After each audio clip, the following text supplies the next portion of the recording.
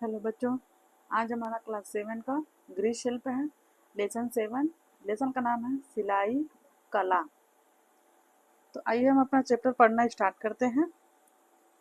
पूर्व की कक्षा में आप सभी हाथ से बखिया करना, कागज बनाना एवं पैबंद बनाना लगाना आदि से परिचित हो चुके हैं। अब आपको कपड़े में रफू करना एवं प्लेट्स डालने की विधि बताई जा रही है। रफू करना, थोड़ा वस्त्र फट जाने पर चूहों द्वारा कपड़ा काट दिए जाने पर या प्रेस करते समय कपड़ा जल जाने पर रफू करने की आवश्यकता पड़ती है। रफू दो प्रकार से किए जाते हैं। यहाँ पे देखिए दिया है रफू में सिलाई के विभिन्न तरीके। क है चौकोर या आयतकार और दूसरा है गोल या तिकोन। दो प्रकार के रफू होते हैं। रफू करने में जिस रंग का कपड़ा होता है उसी रंग का धागा डालकर रंगीन स्टिच के साथ साथ ताने बाने को मिलाते हुए धागा भरते हैं। अब है प्लेट्स डालना। शरीर के विभिन्न भागों की फिटिंग के लिए कपड़ों में प्लेट्स डाली जाती हैं। फ्रॉक में घेरे को छोटा करने के लिए अथवा झोल देने के लिए प्लेट का प्रयोग करते हैं। प्लेट डालने के लिए पहले पेंसिल या चौक से कपड़े में निशान बना लेना चाहिए। इसके बाद मशीन से सिलाई करना चाहिए। अब है प्लेट्स डालना। यहाँ पे है देखिए 3 प्रकार के दिए गए हैं। वस्त्र की सिलाई ठीक ढंग से हो इसके लिए वस्त्र का सही नाप की जानकारी आवश्यक है। आइए हम नाप लेने के विषय में जानें। वस्त्र बनाने के लिए आवश्यक नाप। सिलाई करने से पहले भली भांति देख लेना चाहिए कि कपड़ा कैसा है। सिलने वाला कपड़ा सूती, रेशमी या ऊनी हो सकता है। जिस व्यक्ति का कपड़ा सिलना है उसकी सही फिटिंग के लिए नाप सही लिया जाए। सोचें, यदि आप ढीली ढाली frock, salwar, jumper, shirt pant आदि पहनेंगे तो अच्छा नहीं लगेगा। हम सुंदर दिखेंगे, हमारा व्यक्तित्व निखरे। इसके लिए वस्त्रों की सही नाप की आवश्यकता होती है। नाप लेने की विधि। इसमें शरीर के प्रत्येक अंग जैसे गले का पुट यानी कि कंधा, आस्तीन बाजू, पांचे म्यानी, पैचे सलवार की मोड़ी जिसको बोलते हैं, म्यानी, सीने का नाप लिया जाता है। नाप लेने के बाद ही कपड़ा काटा जाता है। सही नाप से काटा हुआ कपड़ा ही सिलने के बाद पहनने में फिट होता है। छाती का नाप यानी कि चेस्ट सिस्टम। सीने की नाप लेने के लिए नापने का फीता बच्चे या व्यक्ति के दाईं ओर खड़े होकर लेना चाहिए। दोनों हाथों के नीचे से फीता इस प्रकार घुमाकर सामने लाएं कि फीता चारों ओर से एक सीध में रहे। सीने की नाप से ही अन्य नाप निकालते हैं। आइए जानें किस वस्त्र में कितना कपड़ा लगेगा।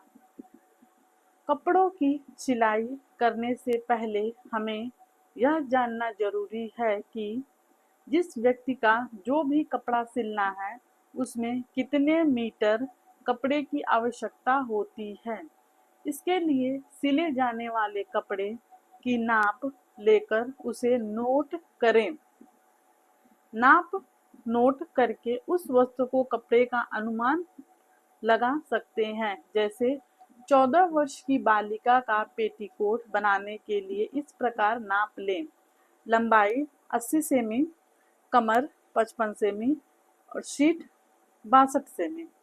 लंबाई का नाप 85 गुने 2 प्लस इक्वल 170 सेमी।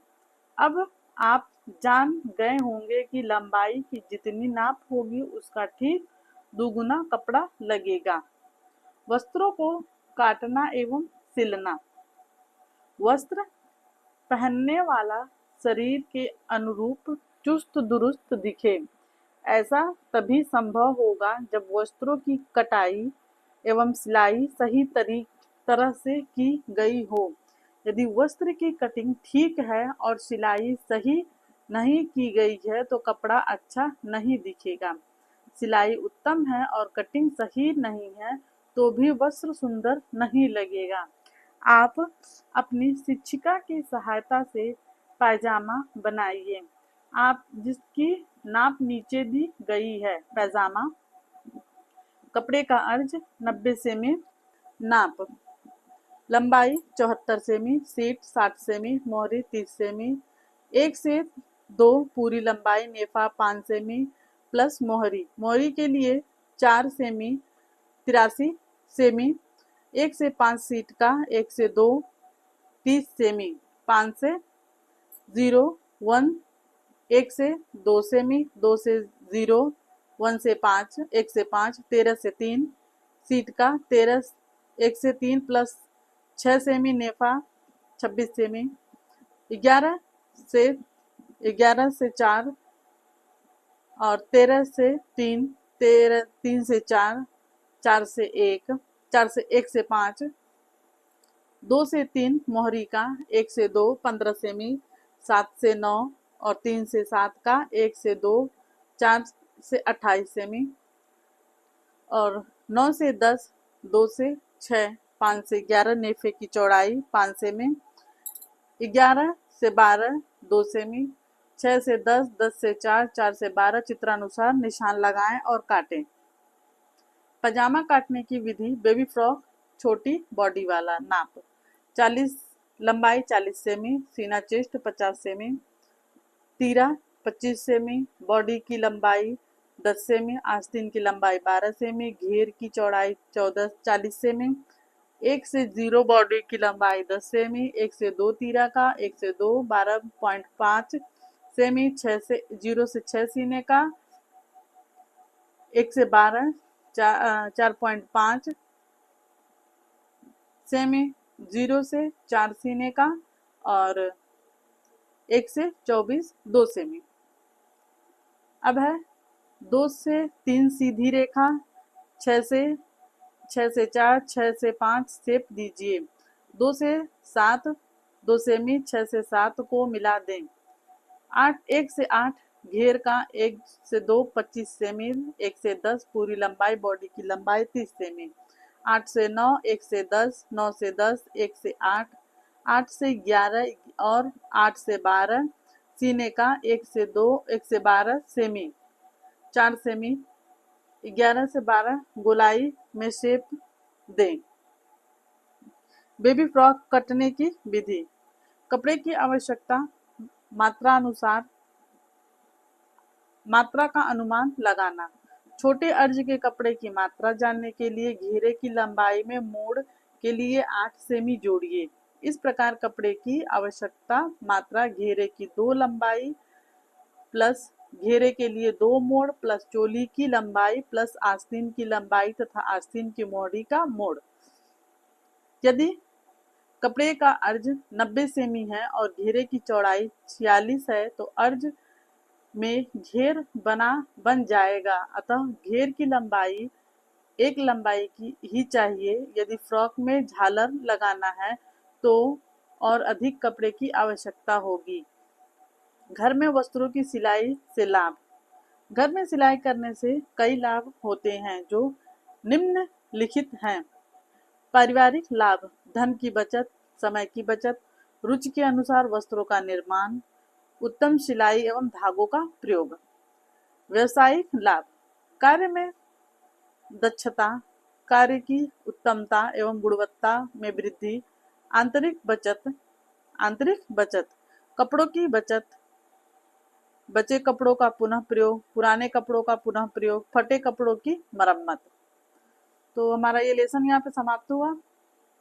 आगे है क्वेश्चन आंसर, बहुविकल्पीय प्रश्न। सही विकल्प के सामने दिए गए गोल घेरे को काला करिए। घर में सिलाई करने से के लाभ होते हैं धन की बचत, समय की बचत, रुचि के अनुसार निर्धारण, उपयुक्त सभी। समीज पहनी जाती है फ्रॉक के अंदर, जीन्स के अंदर, उपयुक्त सभी। हमारा ये लेसन यहाँ पे समाप्त हुआ। अगले दिन हम लोग अब इसका क्वेश्चन आंसर लिखेंगे। अगर वीडियो पसंद आए चैनल को सब्सक्राइब करिए, लाइक करिए, कमेंट करिए और शेयर करिए। तब तक के लिए हम अपना यहीं पे क्लास बंद करते हैं। नेक्स्ट दिन हम लोग इसका क्वेश्चन आंसर लिखेंगे। धन्यवाद।